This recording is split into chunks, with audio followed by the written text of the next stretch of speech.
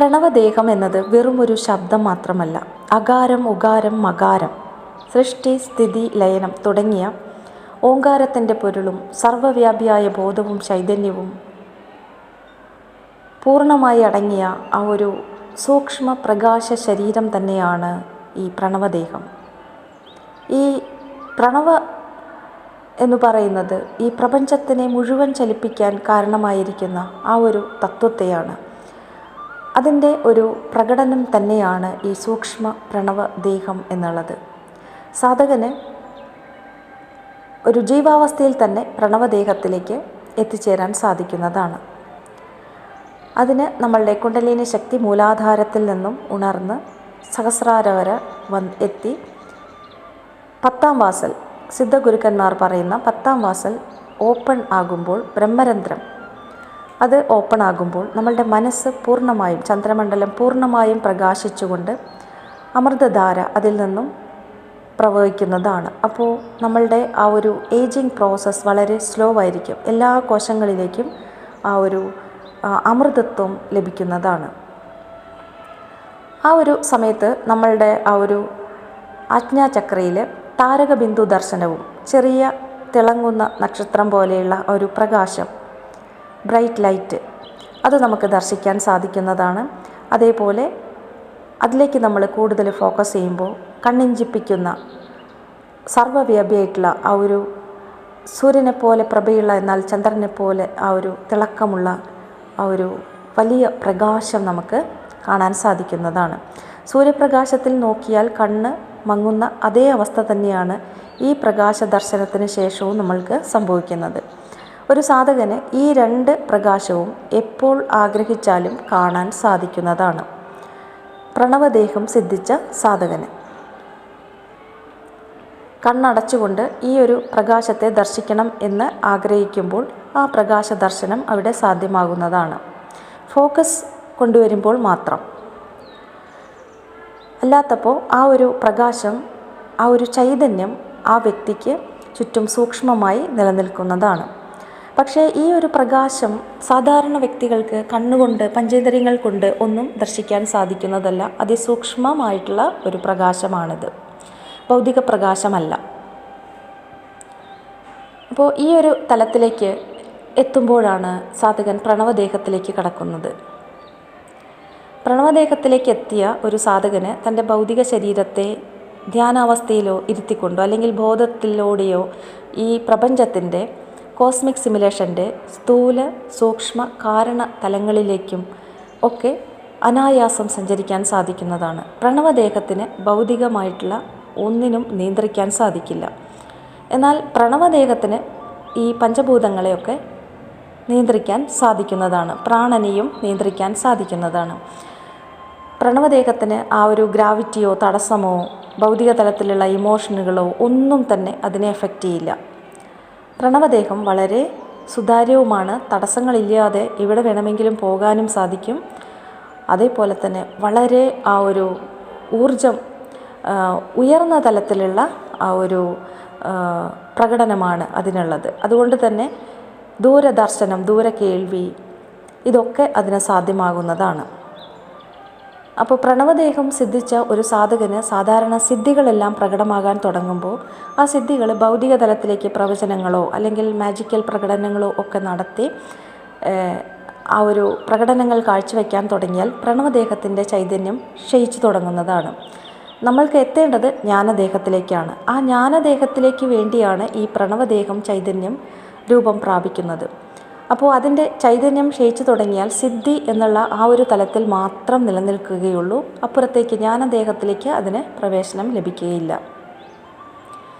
അപ്പോൾ അതുകൊണ്ട് തന്നെ തമിഴ് സിദ്ധ ഗുരുക്കന്മാരൊന്നും സിദ്ധികളൊന്നും ഭൗതിക തലത്തിലേക്ക് കൂടുതൽ പ്രകടമാക്കാൻ അവർ ശ്രമിക്കാറില്ല. ഈ പ്രണവദേഹം കുണ്ടലിനി ശക്തി ഉണർന്ന് നമ്മളുടെ ബ്രഹ്മരന്ധ്രം ഓപ്പൺ ആകുമ്പോൾ നമ്മൾക്ക് നമ്മളുടെ മനസ്സ് പൂർണ്ണമായി നിശ്ചലമായി നിർവികൽപ്പ സമാധിയിലേക്കൊക്കെ എത്താൻ സാധിക്കുന്നതാണ്. അതൊരു ടെമ്പററി അവസ്ഥയാണ്. വീണ്ടും ആ ഒരു അവസ്ഥയിൽ നിന്ന് സാധകൻ നോർമൽ സ്റ്റേജിലേക്ക് വരുന്നതാണ്. പക്ഷേ തുടർച്ചയായി പ്രാക്ടീസ് ചെയ്യുമ്പോഴൊക്കെ ആ നിർവികൽപ്പ സമാധി ആ ഒരു സാധകന് അനുഭവിക്കാൻ സാധിക്കുന്നതാണ്. അങ്ങനെ കണ്ടിന്യൂസ് ആയിട്ട് പ്രാക്ടീസ് ചെയ്ത് കഴിഞ്ഞാൽ ആ ഒരു സാധകന് സഹജ സമാധിയിലേക്ക് എത്താൻ സാധിക്കുന്നതാണ്. സഹജ സമാധി എന്ന് പറയുമ്പോൾ എപ്പോഴും പൂർണ്ണമായിട്ടും ആ പ്രപഞ്ചബോധവുമായിട്ട് കണക്റ്റഡ് ആയിട്ടിരിക്കാൻ സാധിക്കുന്നതാണ്. ഭൗതിക തലത്തിലെ, ഭൗതിക പ്രപഞ്ചത്തിൽ എന്തെല്ലാം സംഭവിച്ചാലും ആന്തരിക തലത്തിലെ ആ ഒരു സമാധാനം, ആ ഒരു പീസ് എന്നുള്ള ഒരു അവസ്ഥയും സന്തോഷവുമെല്ലാം നിലനിർത്താൻ സാധിക്കുന്നതാണ്. സാധാരണ വ്യക്തിയെപ്പോലെ ഭൗതിക തലത്തിൽ ആ ഒരു സാധകൻ പ്രകടമാകുമെങ്കിലും ആ വ്യക്തിയുടെ ആന്തരിക തലം വളരെ ഉയർന്ന ബോധവുമായിട്ട് കണക്റ്റഡ് ആയതുകൊണ്ട് തന്നെ വളരെ ആ ഒരു ശാന്തമായിട്ടുള്ളൊരു അവസ്ഥയായിരിക്കും. അതേപോലെ ഒരു ചൈതന്യം നിറഞ്ഞ ഒരു തേജസ് ആ വ്യക്തിക്ക് ചുറ്റും എപ്പോഴും ഉണ്ടായിരിക്കുന്നതാണ്. ആ വ്യക്തിയുടെ അടുത്ത് നമ്മൾക്ക് ഇരിക്കുമ്പോൾ വളരെ ഒരു ശാന്തതയും ഒരു സമാധാനവും ഒരു ഹാപ്പിനെസ്സും നമ്മൾക്ക് ലഭിക്കുന്നതാണ്. അപ്പോൾ ഈ പ്രപഞ്ചം മുഴുവൻ നിറഞ്ഞു നിൽക്കുന്ന ആ സർവ്വവ്യാപിയായ ബോധവും പരമാത്മാവും തന്നെയാണ് ഈ ശരീരത്തിലൂടെയും പ്രകടമാകുന്നത്. പക്ഷേ ഭൗതിക ശരീരത്തിന് ആ ഒരു മഹാപ്രപഞ്ചബോധത്തിനെ പൂർണ്ണമായും പ്രകടമാക്കാൻ സാധിക്കാത്തത് കൊണ്ട് തന്നെ നമ്മൾക്ക് അടുത്തടുത്ത ആ ഒരു ദേഹപരിണാമത്തിലേക്ക് പോകേണ്ടതുണ്ട്. ശുദ്ധദേഹം, പ്രണവദേഹം, ജ്ഞാനദേഹം. ജ്ഞാനദേഹമാണ് അന്തിമ ലക്ഷ്യം. സിദ്ധഗുരുക്കന്മാരെല്ലാം ആ ഒരു ഗ്രേസ് തലത്തിലേക്കാണ്, ഇമ്മോർട്ടൽ ആ ബോഡിയിലേക്കാണ് എത്താൻ ശ്രമിക്കുന്നത്. സാധാരണ ആ ഒരു ആത്മീയത എന്ന് പറയുമ്പോൾ നമ്മൾക്ക് പരബ്രഹ്മം വരെയാണ് എല്ലാ ഗുരുക്കന്മാരും എക്സ്പ്ലെയിൻ ചെയ്തിരിക്കുന്നത് എങ്കിൽ തമിഴ് സിദ്ധ ഗുരുക്കന്മാർ അതിനും അപ്പുറത്ത് ഒരുപാട് കരുണാതലങ്ങളും കരുണാപ്രകാശ തലങ്ങളും ഡിവൈൻ അൾട്ടിമേറ്റ് സോഴ്സുകളും അതേപോലെ അബ്സല്യൂട്ട് പ്യുവർ അവെയർനെസ്, എല്ലാത്തിനും കാരണമായിട്ടിരിക്കുന്ന അബ്സല്യൂട്ട് പ്യുവർ അവെയർനെസ്, അതിലാണ് ഈ പ്രപഞ്ചവും അനേകം മൾട്ടി യൂണിവേഴ്സുകളും എല്ലാം തന്നെ ഉദിക്കുന്നതും അസ്തമിക്കുന്നതും. നമ്മളും നമ്മളുടെ ഈ സ്പിരിച്വൽ എക്സ്പീരിയൻസുകളും എല്ലാം തന്നെ ജസ്റ്റ് ഒരു ഇല്യൂഷൻ മാത്രമാണ്. ആക്ച്വലി ആ പ്യുവർ അബ്സല്യൂട്ട് അവെയർനെസ് മാത്രമാണ് സ്ഥിരമായിട്ടുള്ള ഒന്ന്. അപ്പോൾ അതിലേക്ക് കണക്ട് ചെയ്യുക, അതിലേക്ക് എത്തുക, ഇമ്മോർട്ടാലിറ്റി അതിനെ പ്രകടമാക്കാനുള്ള പൂർണ്ണമായിട്ടുള്ള ഒരു ശരീരം പ്രാപ്തമാക്കുക എന്നുള്ളതാണ് തമിഴ് സിദ്ധ ഗുരുക്കന്മാർ നമ്മളെ പഠിപ്പിക്കുന്നത്. അമരത്വം എന്നുള്ള ആ ഒരു തലം, അരുൾ ദേഹം, ആ ഒരു ഇമ്മോർട്ടൽ ആ ഒരു യൂണിവേഴ്സിലേക്ക് എത്തുക എന്നുള്ളത്. അതിനായിട്ടാണ് ഈ പ്രണവദേഹം നമ്മൾക്ക് ലഭിക്കുന്നത്. പ്രണവദേഹം ലഭിക്കുന്ന ആ സാധകന് സിദ്ധികൾ ഒക്കെ പ്രാപ്തമാകുന്നതാണ്. തുടർച്ചയായി പ്രാക്ടീസ് ചെയ്യുന്നത് കൊണ്ട് മാത്രമാണ് ആ സിദ്ധികൾ പ്രാപ്തമാകുന്നത്. ആ സിദ്ധികൾ നമ്മൾ ഭൗതികത്തിലേക്ക് പ്രകടമാക്കാതെ ആ സാധന തുടർന്നു കഴിഞ്ഞാൽ ജ്ഞാനദേഹത്തിലേക്ക് നമുക്ക് പ്രവേശിക്കാൻ സാധിക്കുന്നതാണ്. അല്ല എങ്കിൽ ആ ഒരു പ്രണവദേഹത്തിലേക്ക് നമ്മളുടെ ഈ പ്രാണനെയും ആത്മാവിനെയും മാറ്റിക്കൊണ്ട് അനായാസം നമ്മൾക്ക് ബോധപൂർവം ഈ ഒരു ഭൗതിക പ്രപഞ്ചത്തിലെ സിമുലേഷനിൽ നിന്നും പുറത്ത് കടക്കാൻ സാധിക്കുന്നതാണ്.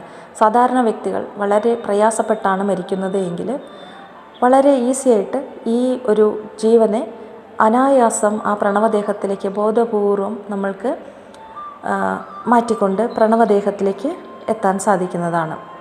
അപ്പോൾ പൂർണ്ണമായിട്ടും ഈ ഫിസിക്കൽ ബോഡിയെ ഷട്ട് ഡൗൺ ചെയ്തുകൊണ്ട് പുറത്തേക്ക് വരാൻ സാധിക്കുന്നതാണ്.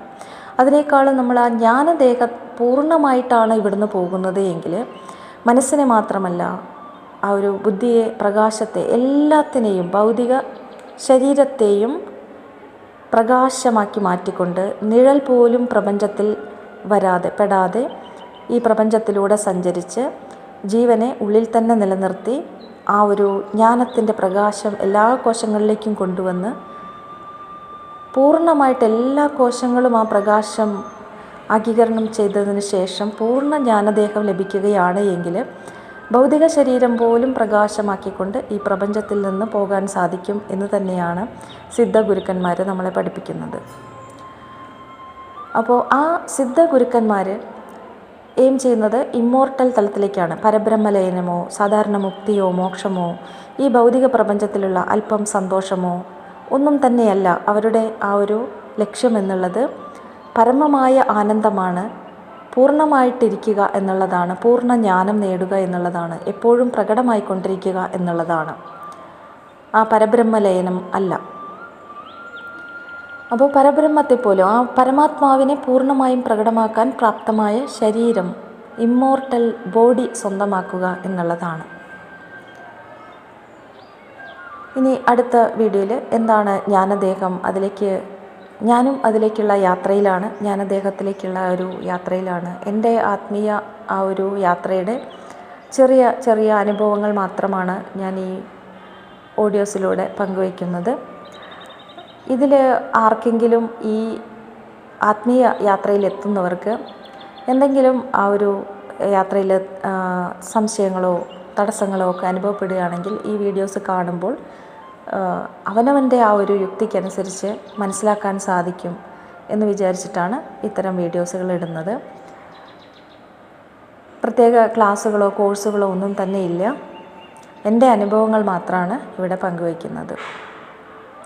അപ്പം അടുത്ത വീഡിയോയിൽ ജ്ഞാനദേഹത്തിലേക്ക് എന്താണ് ജ്ഞാനദേഹം എന്നുള്ളത്, ഞാനും അതിലേക്ക് എത്തിയിട്ടില്ല, ജ്ഞാനദേഹത്തിലേക്ക് എത്താനുള്ള ഒരു യാത്രയിൽ മാത്രമാണ് ഞാനും